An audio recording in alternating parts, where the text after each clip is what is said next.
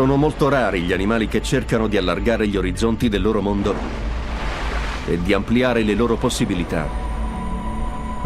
Tra questi c'è un'orca assassina, di nome Maga. Ha imparato a liberarsi dalle catene dell'oceano.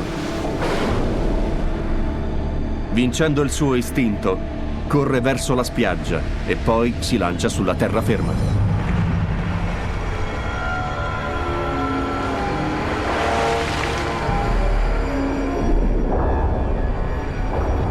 La tecnica di caccia di Maga non è fondamentale soltanto per la sua sopravvivenza, ma grazie ad essa è anche in grado di procurare il cibo alla sua famiglia. In futuro porterà qui i suoi piccoli